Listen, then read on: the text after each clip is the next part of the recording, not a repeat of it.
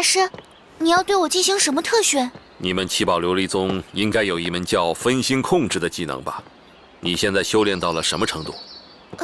我刚修炼到3窍玉之心，勉强足够应用。分心控制一共分为3窍玉之心、4窍恒之心、5窍散之心、6窍如意心和7窍玲珑心这5重境界。每一个境界代表的就是能够同时控制魂技的数量和同时释放的次数。你从小修炼，却还停留在最初级的阶段，如何能好好发挥你武魂的威力呢？老师，蓉蓉已经40级了，她的辅助能力也相当出色，可以同时在4项能力上对我们进行50%的增幅，那瞬间的爆发力几乎可以让我们提升一个档次啊！真有这样的好事吗？你问问他，如果是你们史莱克7怪一同出战的情况下，他同时对你们6个人进行这样的增幅，能持续多长时间？我想一定不超过3秒吧。3秒？大师，您怎么知道我们七宝琉璃宗的秘密？不要忘记，我出身于蓝电霸王龙家族，也是上3宗之一。不但我知道，只要是强大的魂师，几乎都知道。尽管如此，七宝琉璃宗依旧是最强大的辅助系武魂家族。正是因为这分心控制。您说的没错，我们七宝琉璃塔武魂的秘密，就在于魂力的消耗上。魂力等级越高，魂环越多，这个弊病就表现得越明显。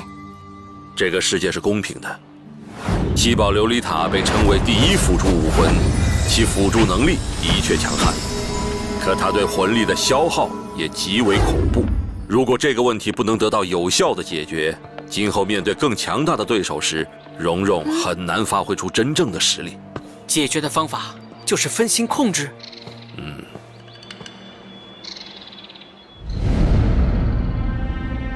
所谓分心控制，就是同时控制自己的不同魂技产生作用。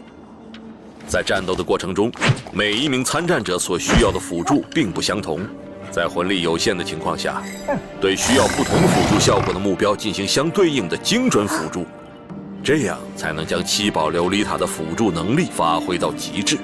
比如说，蓉蓉现在的4个魂技中，对我最重要的是魂力提升，而戴老大需要的则是攻击、防御、魂力的增幅。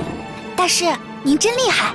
您说的话几乎和爸爸说过的一样。可是这分心控制的修炼方法又辛苦又枯燥，所以我……蓉蓉，作为七宝琉璃宗的直系传人，你已经拥有了得天独厚的资质。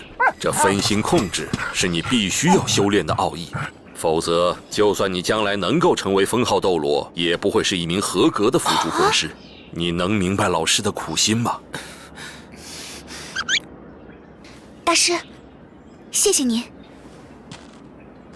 您放心吧，从现在开始，我一定努力修炼。那就好。蓉蓉，其实我把小三叫来是有私心的。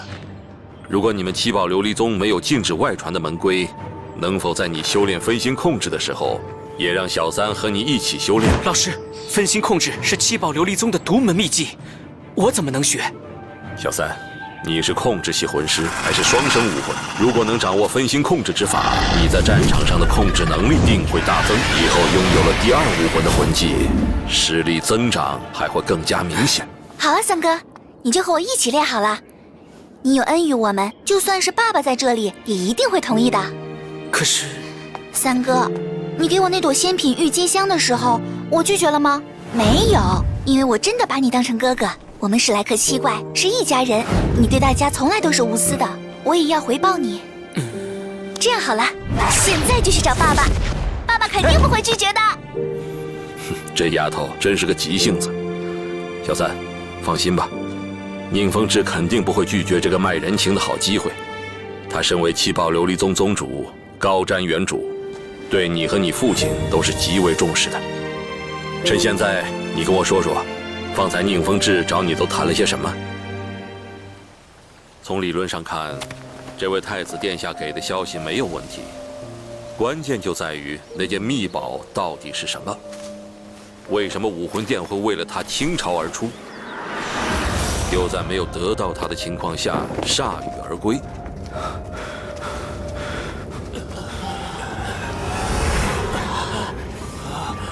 甚至有可能赔上了一个教皇。会不会是魂骨？对于魂师来说，最珍贵的东西无疑就是魂环和魂骨了。魂环有专属性，不可剥夺，但魂骨却可以。不，如果是魂骨，武魂殿不可能失手。你父亲虽然实力强劲，也不可能一个人与武魂殿相抗衡。要知道，武魂殿中除了教皇之外，至少还有3位封号斗罗。我想，武魂殿之所以没有继续执着于那件秘宝，不是因为它损坏了，就是因为它已经失去了原本的作用。失去作用？难道是魂兽？可是魂兽又怎么会和你父亲扯上关系呢？先不说能够被武魂殿看上的魂兽将会是多高的级别，单是魂兽和人类之间不可调和的矛盾，他也不会和你父亲在一起。你父亲也不会为了一只魂兽，不惜得罪武魂殿。老师的分析很有道理。父亲，我只有再见你时，才能知道真相吗？三哥，我就说嘛，爸爸肯定会同意的。小三，分心控制并非什么秘技，如果有用，你尽可与蓉蓉一起练习。你对七宝琉璃宗的帮助，又岂是这小小技能所能相比的？宁风致。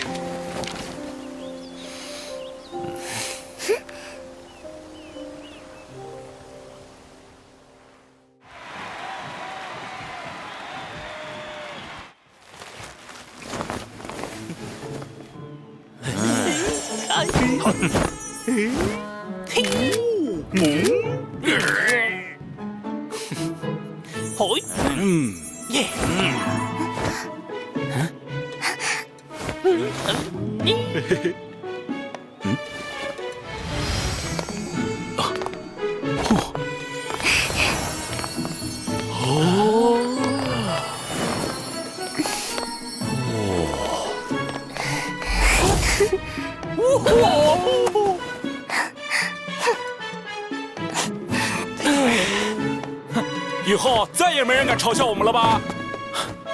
那些虚弱，就从今天开始粉碎。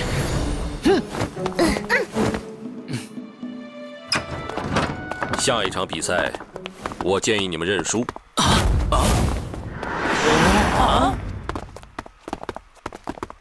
这几天我一直在观察你们的对手，你们下一场的对手，